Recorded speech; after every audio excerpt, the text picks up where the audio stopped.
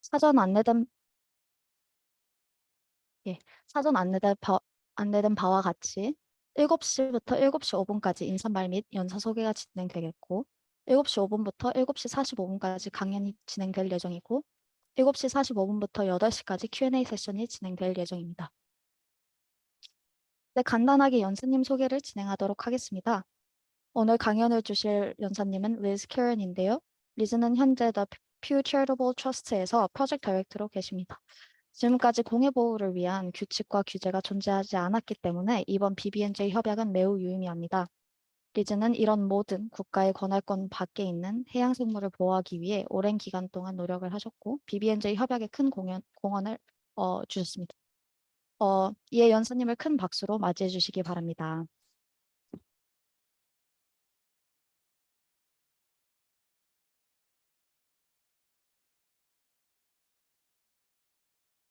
Whenever you're ready, I think you can begin.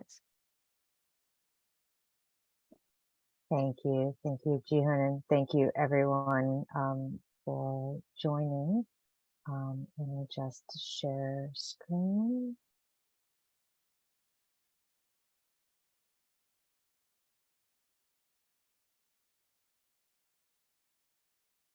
Can you all see that well? That's good. Okay, I see a thumbs up. All right, excellent.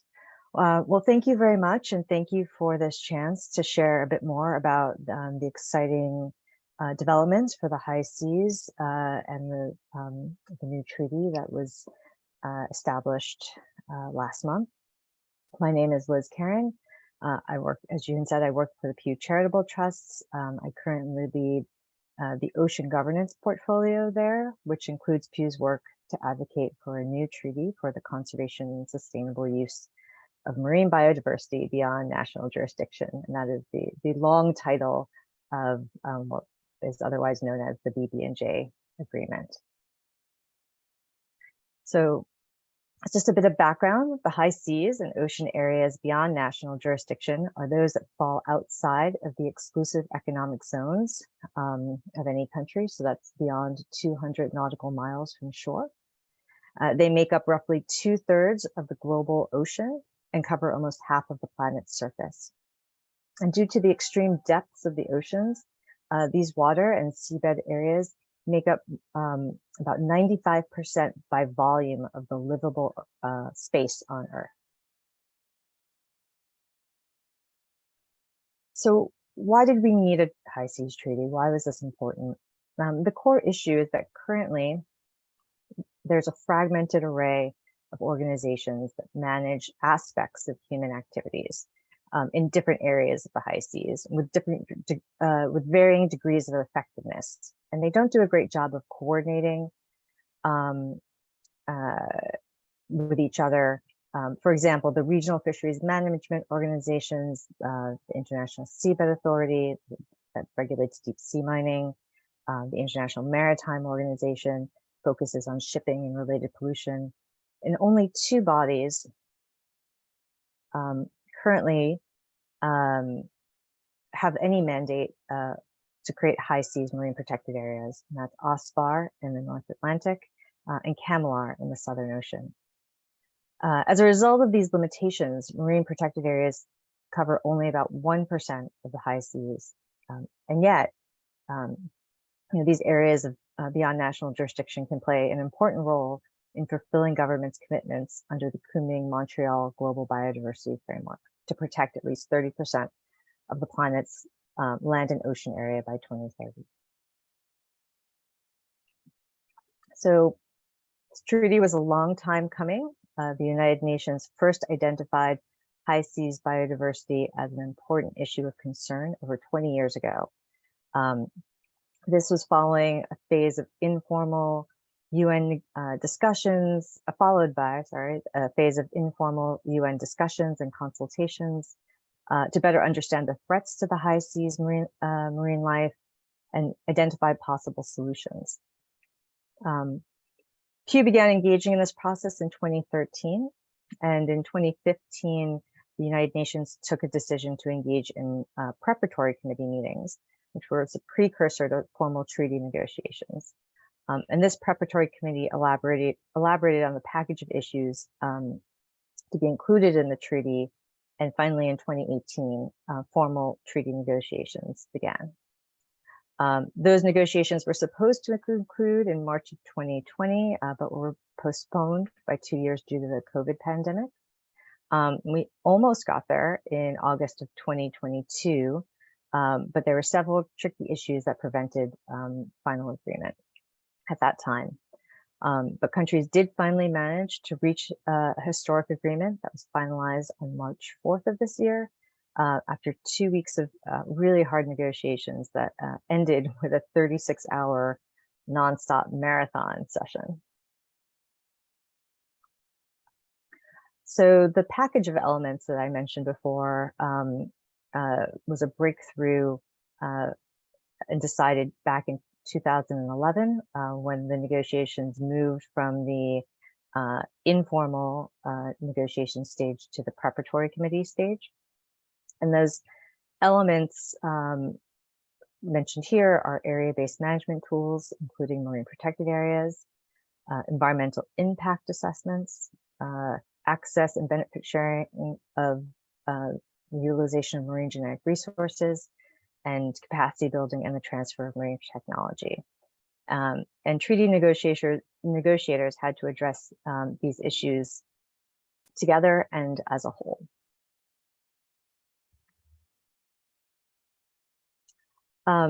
Pew also worked to explain not only why we needed a high seas treaty and high seas marine protected areas, but also where they should be placed. The early aim of this work was to dispel the myth that the high seas were a barren wasteland.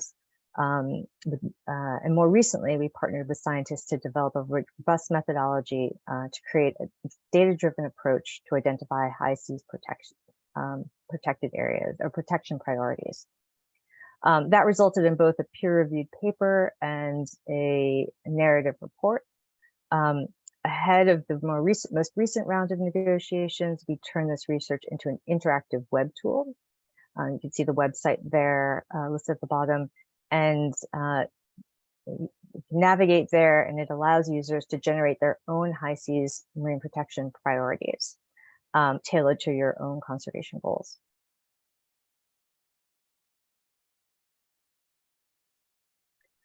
So how did all of this effort finally get over the finish line? After a total of 12 weeks of formal negotiations, counting all of the different negotiating meetings, which took place over 6 years, and culminating in sort of that marathon session, it really boiled down to developing high-level political pressure through engagement of High Ambition Coalition that included over 50 different countries, as well as other high-level statements by regional political leaders emphasizing the importance of the treaty to their region and the livelihood of their people. The commitment of delegates, individuals who really developed a passion for this work. We saw many delegates who were otherwise slated to retire or had otherwise been promoted that still came back to the negotiations, which was really important, not just because of their personal commitment, but because the complexity of these issues really helped to have folks that had an in-depth and historic knowledge about what the technicalities of the material was.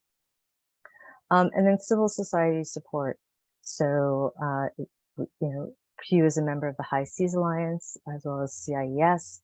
And the High Seas Alliance is a global coalition of over 50 member organizations that work tirelessly over the years to provide critical technical expertise, scientific expertise, and advocacy to countries and delegations, and support delegations throughout these negotiations.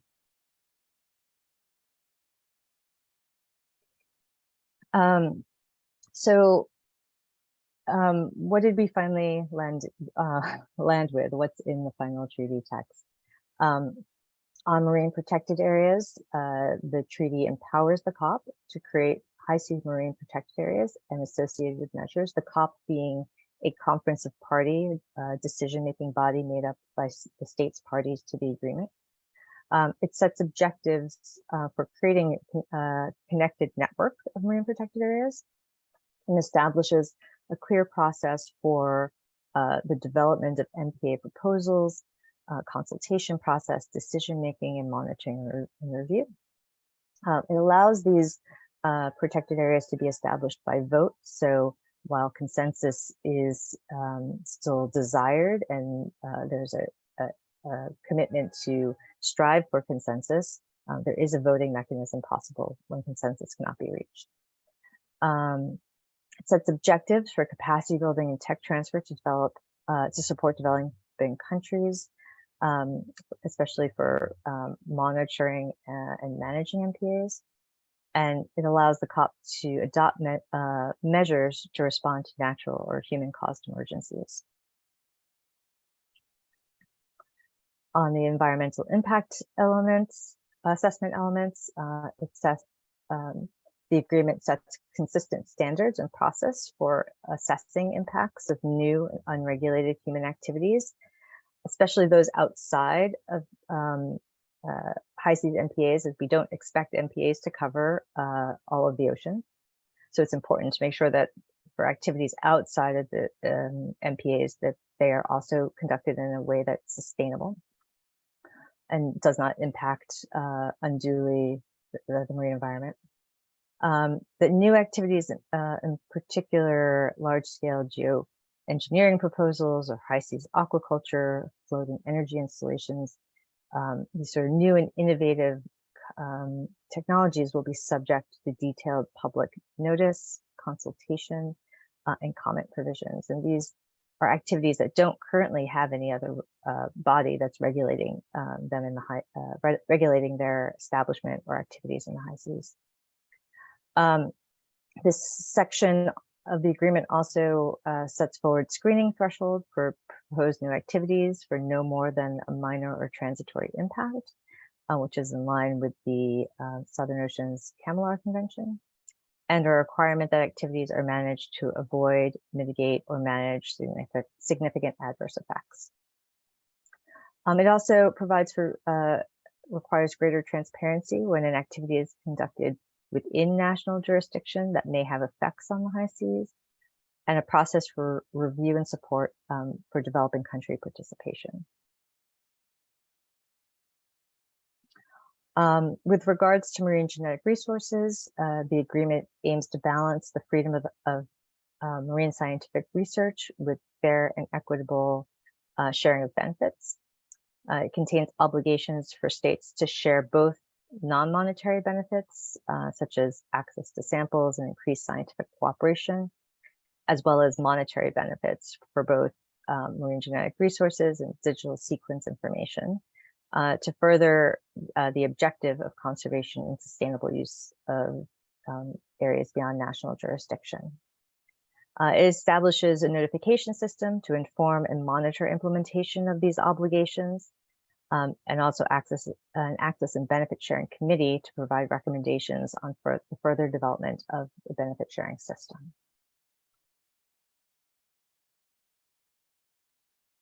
And on the capacity building and transfer of marine technology, the provisions are established will ensure the effective implementation of the agreement, particularly by developing countries.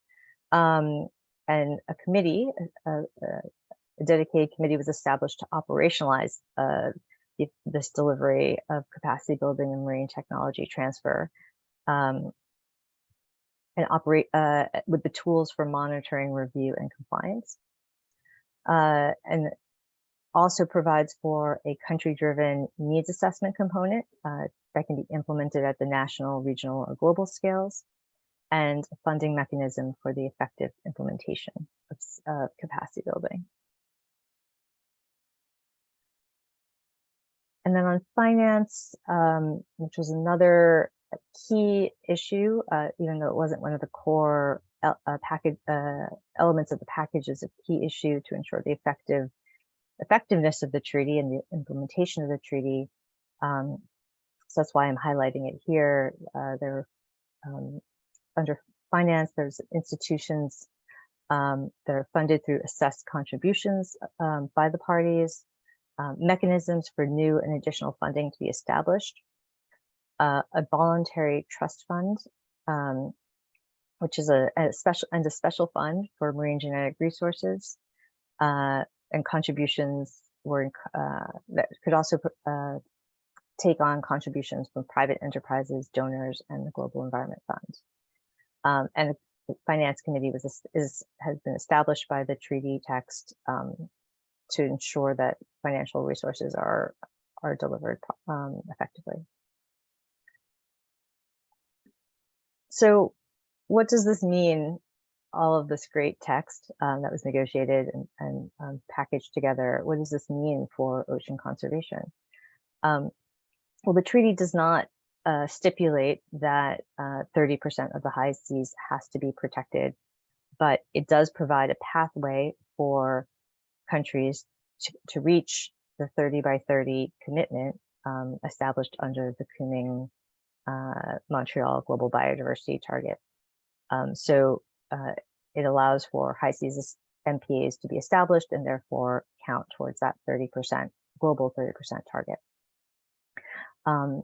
It provides the new treaty will provide a platform for cooperation and coordination.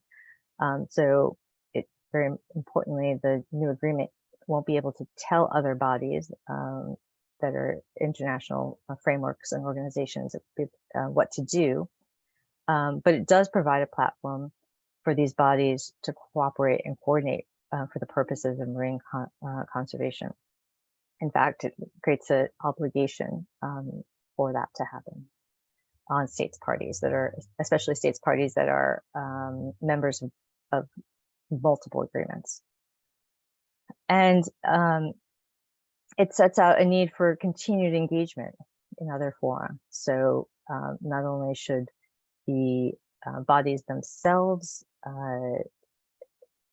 cooperate and coordinate, but that states parties should act consistently within each body that they are a party to for the aim of marine conservation and sustainable use. So all of this effort and all of these negotiations, for the most part, took place in the basement of the United Nations headquarters in New York, and apart from the dedicated group of NGOs that were working on this, didn't receive a lot of attention or public attention over the decades of the negotiations. And so it was really quite a surprise and pleasant surprise of the amount of media attention that was received when the treaty text was completed. So this is just a few headlines to show that the good news that was celebrated. So what's next? So in March, the treaty text was finalized, but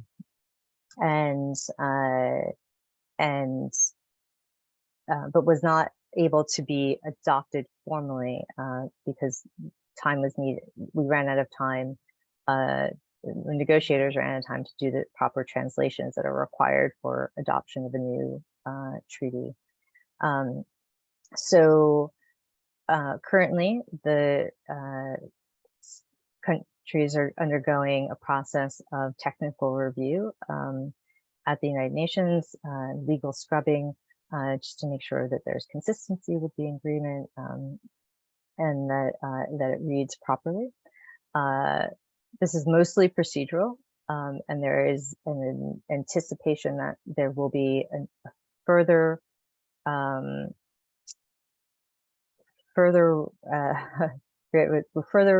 refreshed session of the Intergovernmental Conference that will meet in June for the formal adoption of the the treaty. Once the adoption takes place, the treaty will then be prepared for signature.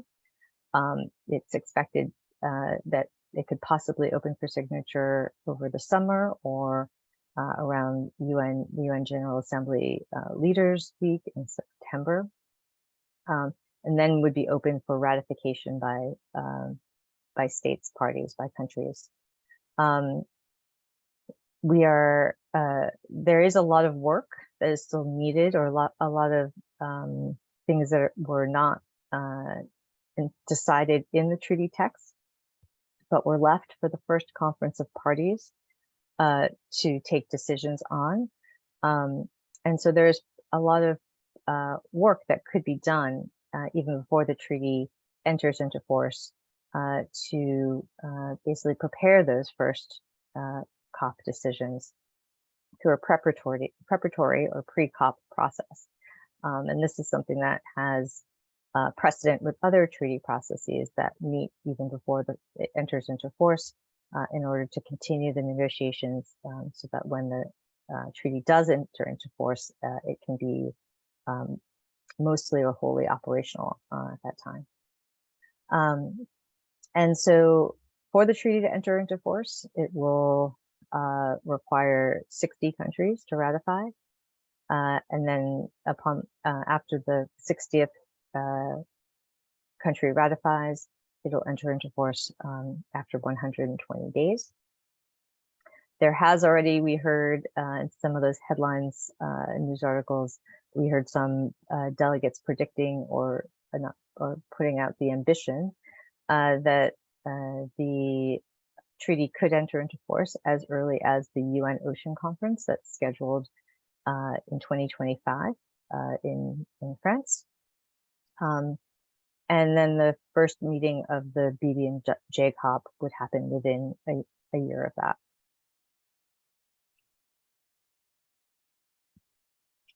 So what's next? I think, many of us that have focused on the treaty text for the last good chunk of time have already been focused on and already been thinking ahead, looking forward to this next stage of implementation, where we finally get to put the legal text into practice. But in order to do so, there are sort of three buckets or three elements to the work moving forward. And so one is the building up of the institutional mechanisms, which I alluded to just before. So that is basically, through the preparatory committee process, further clarifying and the terms of reference and the composition of the scientific and technical body, further clarifying and helping to operationalize a finance mechanism, clearinghouse mechanism, implementation committee, capacity building and tech transfer committee, and the access and benefit sharing mechanism. The second bucket of work, which I also touch on, is bringing the agreement into force. Raising awareness and outreach about what the treaty does and why it's important, promoting and supporting countries in their ratification efforts, developing national and regional capacity of science and technology, and developing technical assistance resources. And lastly, which I think some of us find perhaps maybe the most exciting part, is developing within that developing science capacity and technology is preparing for marine protected areas and other MPAs, starting to develop out the science for those for proposals for that first generation of high seas MPAs, helping states prepare their domestic regulations to be in compliance with the environmental impact assessments obligations,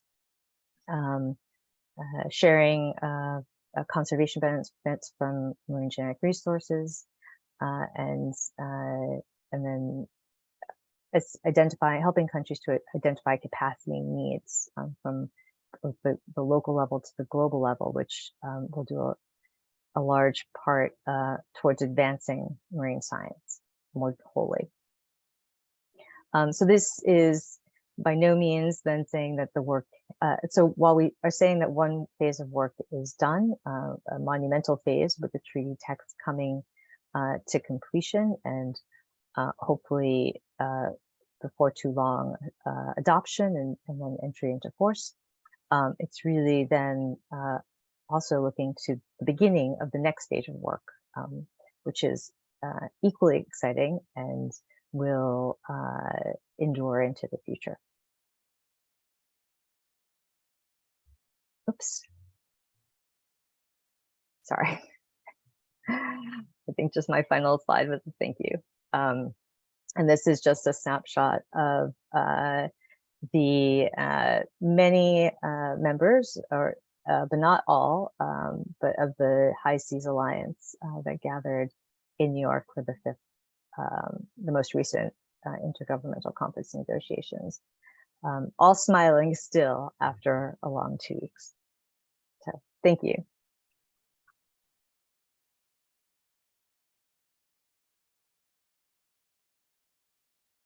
Thank you very much for your amazing lecture, Liz. So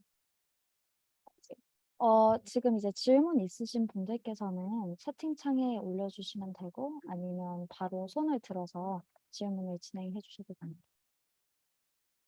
우선 먼저 들어온 질문부터 영어로 들어와서 바로 영어로 질문을 올려보겠습니다. So as there was a question asking, since the goal is to get 60 ratifications by 2025, what would happen if this goal is not met? And how can we assure that Bbnj can come into force by then?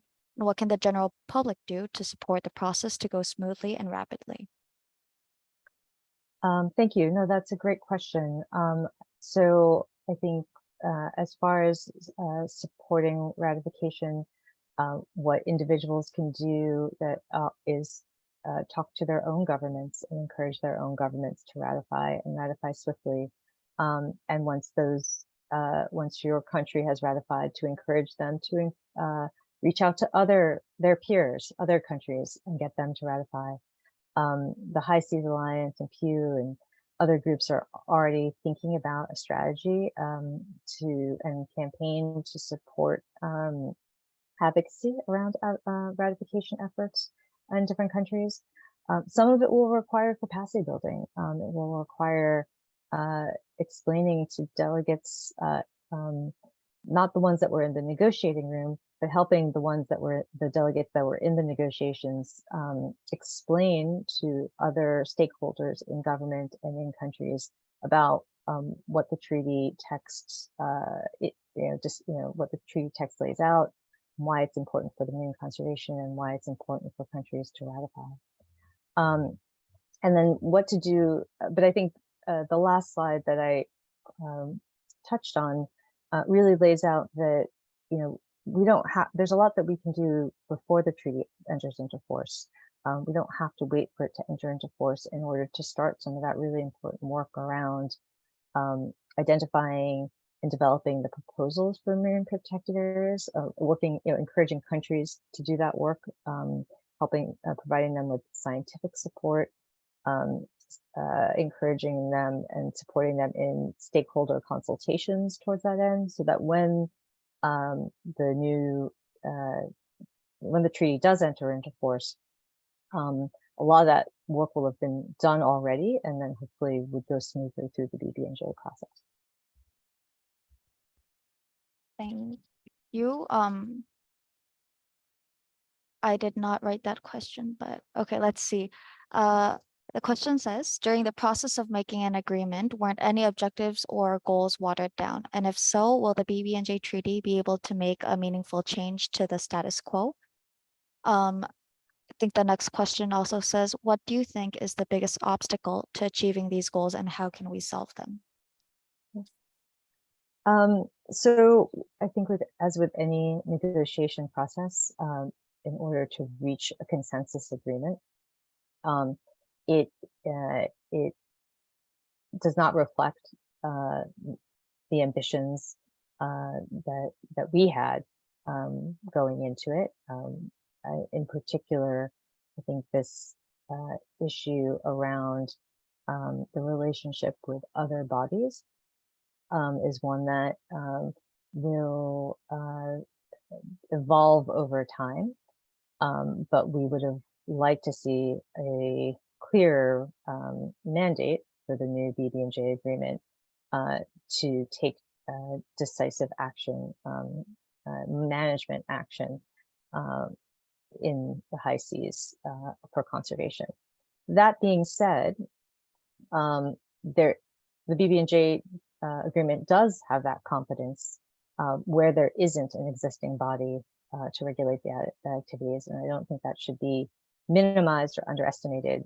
It won't address the current threats, but it will address all the current unmanaged threats, as well as the future threats that have not been organized or aren't managed by another body. And so I think that through that, this agreement will be able to make a meaningful change to the status quo. It will require, even though it won't be able to tell those other organizations what to do, it won't be able to set catch limits on distant water fishing fleets, but it will force fisheries managers to justify why they want to fish in an area of high biodiversity that otherwise the global community thinks should be set aside in a marine protected area. And I think those types of conversations will force the issue of what is important to countries and to the global community. To us, is it more important to fish for high value fish stocks, or is it more important to have a healthy ocean? The obstacles that we face are, I think, hopefully some of them through the great media coverage that was received upon the treaty's completion. Hopefully we're starting to chip away at some of that. It's just public awareness. I think there's a very blind view to the oceans because you can't really see what's happening underneath the surface, and especially if you're talking about the high seas, which is beyond the horizon that you would see if you're standing on the shore. I think there's, despite the research, so I think that there's just been a lack of understanding about why there's a need to protect the oceans, especially the high seas and the deep ocean. And I think that more science in those areas for us to better understand the importance of both we're starting to get a sense of the breadth of marine biodiversity that's out there, understanding better the connectivity of that biodiversity with and those ecosystem processes with those that affect us more on the near shore. I think is one really important connection that can be made moving forward, as well as the further understanding the role on ecosystem services that the high seas play or potentially play in addressing climate change, both from a resilience point of view, an adaptation point of view, but also potentially for mitigation. Thank you. The next question that we have, since the audience aren't all very much aware or from this ocean conservation area, there was a question of what exactly an MPA is, normally how long it takes to establish an MPA. Will all 60 countries have to agree to make an MPA, and what is the process to establish an MPA? That was the next question. Sure. So a marine protected area is an area that has geographical boundaries that as well as a conservation objective and then management measures or management plan that helps to deliver on those conservation objectives. And then usually a monitoring and scientific review plan to ensure over time that that protected area is delivering on those conservation objectives, and that those and that through appropriate management measures, so that if it isn't, that those management measures can be adapted over time. And they're a very useful tool for marine conservation within domestic national waters, and that have been proven to help biodiversity rebound and replenish. So areas that have been threatened or degraded benefit greatly, species benefit greatly from the establishment of marine protected areas, especially highly and fully protected areas where there's no industrial activity allowed. And so based on the benefits, biological and conservation benefits of marine protected areas in national waters, we can extrapolate that high seas biodiversity will also benefit in that way. But as we've seen, as I mentioned earlier, there really aren't very many case studies of very many examples of high seas marine protected areas, and many of those have only been established in the last few years, and so there isn't really I don't know. I think there still needs to be more science to prove definitively that the benefits of those high seas MPAs. But I think that there's enough that we've seen from nearshore and domestic marine protected areas to note that their value. So the process that's laid out for establishing a marine protected area in the treaty text is that a state, one country or a group of countries will work together on developing a proposal.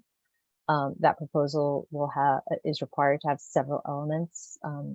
Those elements include identifying the geographical scope of the marine protected area, identifying the conservation objectives, identifying the criteria for establishing the marine protected area.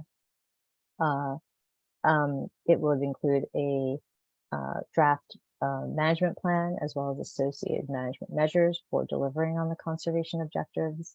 And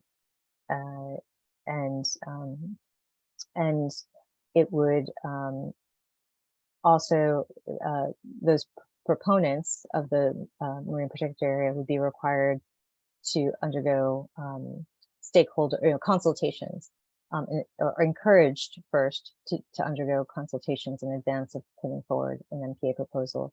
But once they put that MPA proposal forward to the Bbnj Conference of Parties, it will then undergo a formal stakeholder consultation process, both to civil society and academia and scientists, to indigenous and traditional, indigenous and local communities, to other bodies, so other existing organizations like regional fisheries management organizations, International Seabed Authority, International Maritime Organization, etc., and also to other states for them to comment. The proponents would then be required to respond to the comments provided through the consultation process. They may or may not revise the proposal to address some of those comments, but they at least have to address, they at least have to provide a response to the comments. The proposal would then go to the scientific and technical body for review, and then upon their recommendation, go to the Conference of Parties for a decision.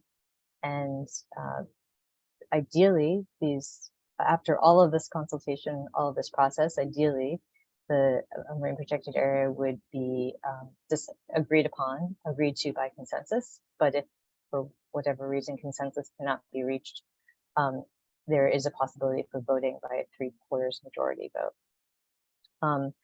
So there was a question about, I think part of the question was about how long it takes to establish a marine protected area. I think what we've seen in domestic contexts is it really depends.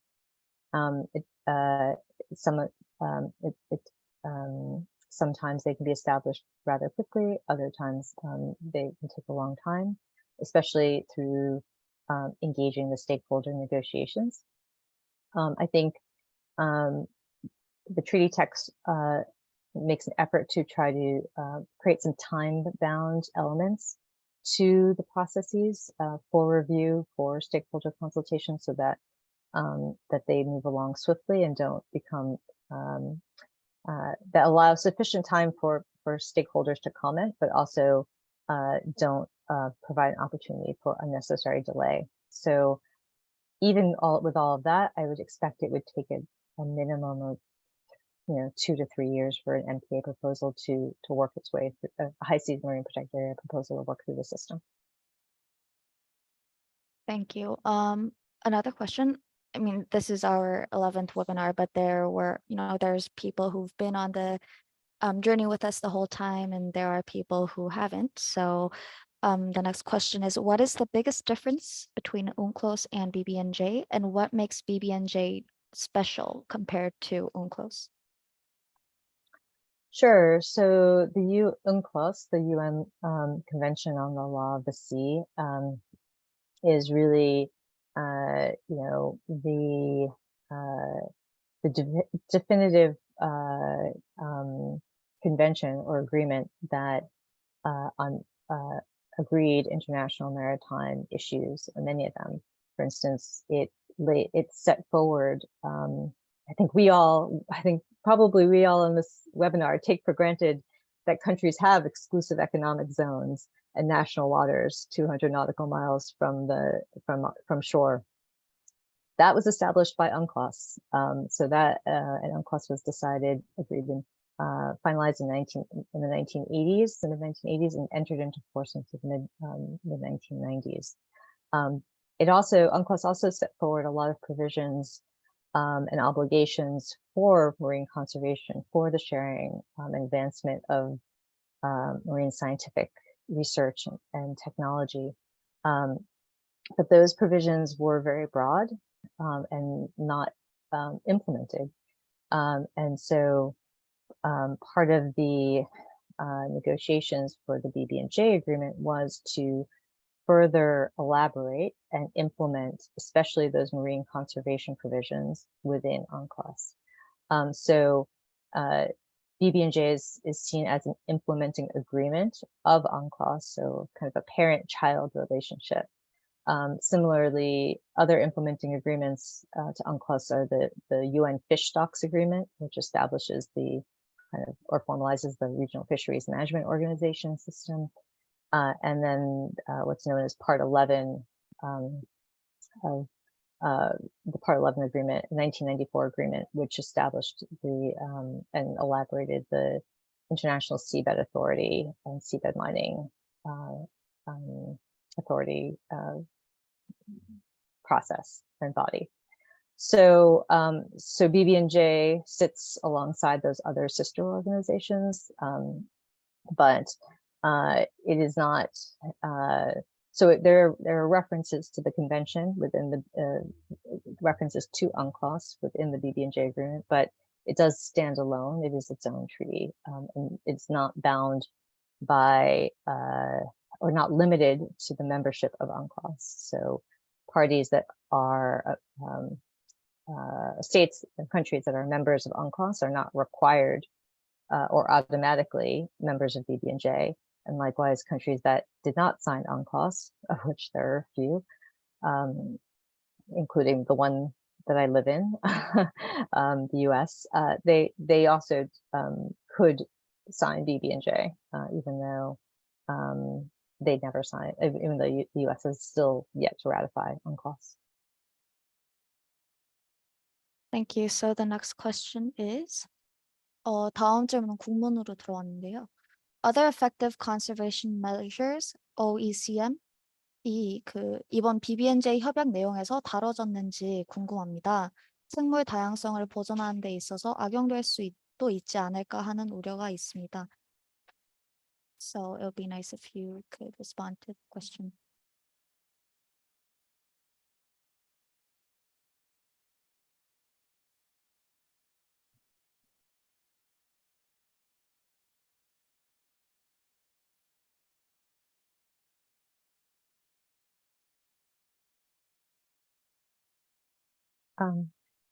Jean, I'm not sure I understand. I'm not sure I caught the question. So I think the question is, did the other effective conservation measures, like, was that discussed during the BBNJ treaty? And there's a concern about whether this can be negatively affecting, where this could negatively affect biodiversity conservation. No, that's a very good question. So, other effective conservation measures, which are also known as OECMs, are recognized under the Convention on Biological Diversity as a management tool alongside marine protected areas. So the Target 3 under the Global Biodiversity Framework that sets out protecting 30% of the global land and ocean is protecting it under either marine protected areas or OECMs, other effective conservation measures. And the potential concern with OECMs is that the guidance around what counts as an OECM is not entirely clear, even after the CBD has elaborated and put forward guidance within the last couple of years on what these measures could be. And that lack of clarity has led some industrial bodies like the FAO, Food and Agriculture Organization, to suggest that all managed fisheries areas should count as OECMs, which would mean that an entire regional fisheries management organization they posit or they put forward should count as an OECM without having to do anything more than they're doing already. And so that is something that the civil society and scientists are pushing back on. There is efforts to further, there have been scientific reports to further clarify what should be OECMs, true OECMs, ones that really are additional. So not areas that are currently managed for other purposes, but are truly provide additionality for conservation. OECMs is not currently a concept within the Bbnj agreement. There were some some states that introduced it, but it came very late. And there was a lack of understanding by many negotiators in the room. It was considered a new concept, and there was pushback to including it. That being said, there is a provision for, the marine protected areas provision. It sits under area-based management tools.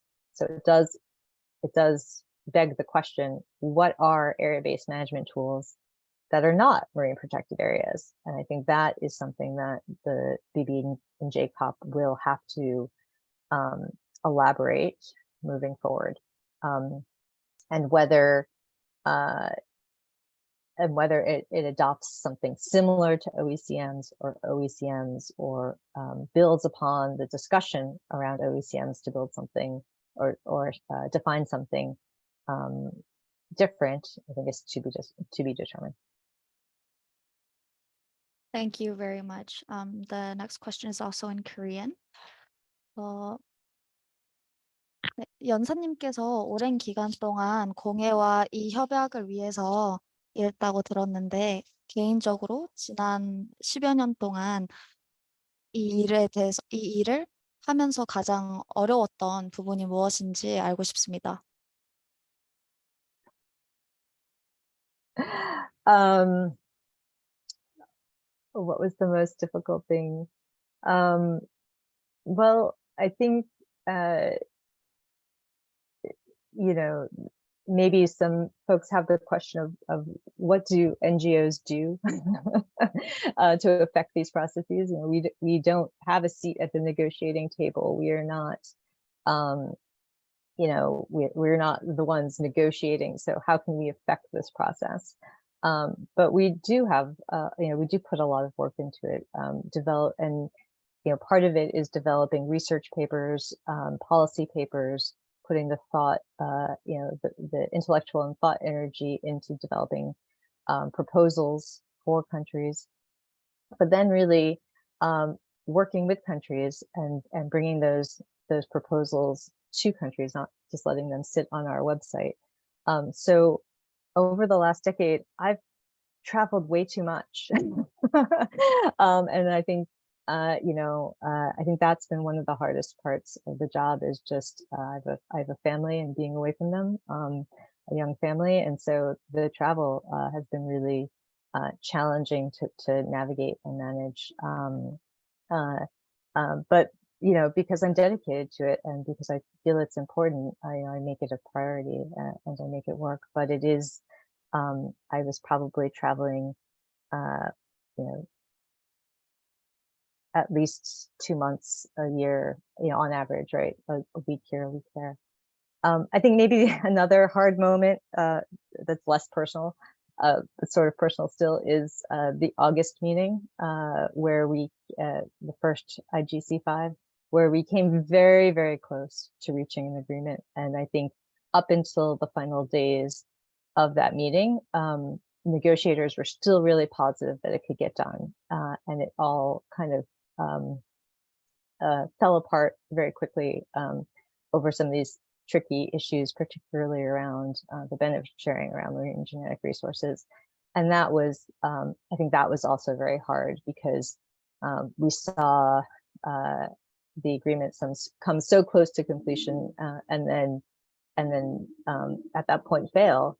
And it wasn't clear what the next step was. It wasn't clear that there was the political will to continue negotiating. And so there was a moment where it was a question of whether all of this was going to keep going or not. And I think that was another hard moment. And you know, maybe a lesson too, to keep the faith that you know, countries invested in this process for so long, and that they, you know, the individual negotiators and countries were committed to this process moving forward, that they found a way to keep, you know, to keep the negotiations going through this resumed conference that happened in March, and now this further resumed conference that will happen for the adoption. I think that it shows that where there's the political will, there's a way to make it work.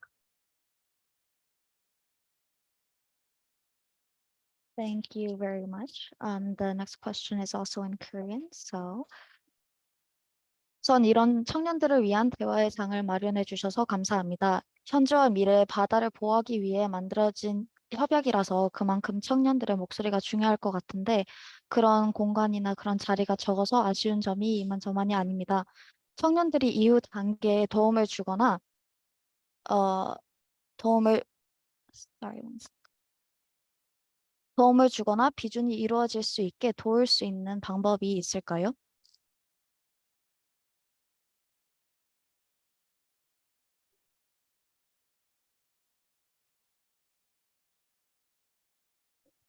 Yeah, no, absolutely. I mean, I think that you know, I'm not quite yet at retirement age, but I do think that um, uh, you know, there will be a lot of work moving forward, and a lot of that will have to be carried forward by you all, uh, and um, and so there are ways for you to engage now.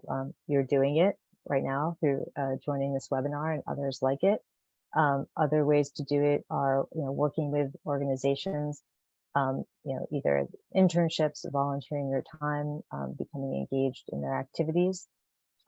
There are organizations that are specific towards youth and organizing youth and helping provide youth resources on this issue and others.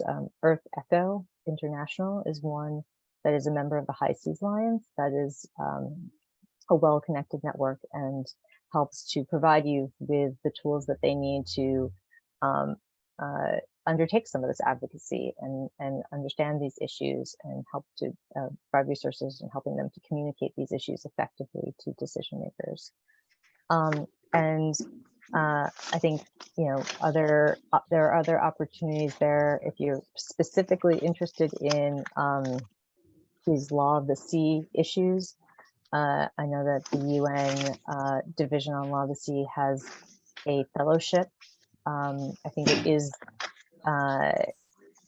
early to mid-career, but so if you start in this field, even as an academic, or as in undergraduate or graduate school, you may be able to apply for those kinds of fellowships, and those are great training opportunities, not just for your legal and policy development, but also in meeting other people in the international community, because it's an international fellowship. So the cohort meets and you get to meet other people in other parts of the world that are also interested in working on these issues and helping to build and develop your network globally. So those are some suggestions. Great. Thank you very much, Liz, for all your amazing answers. 이제 웨비나를 마무리할 시간이 되어서 안내사항을 좀 전달 드린 후에 웨비나를 마무리하도록 하겠습니다. 웨비나가 끝나고 나서 설문조사를 보내드릴 예정인데요. 이메일 확인하셔서 설문조사를 답변해 주시면 감사하겠습니다. 또한 수료증 신청하신 분들은 약 2주 정도 후 이전에 수료증을 보내드릴 예정이오니 확인을 해주시면 감사하겠습니다.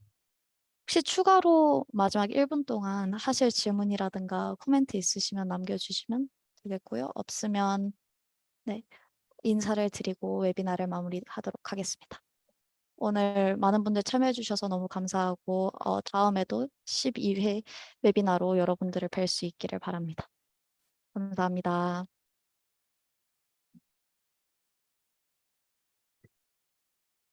Thank you so much, Liz. Bye. Thank you all.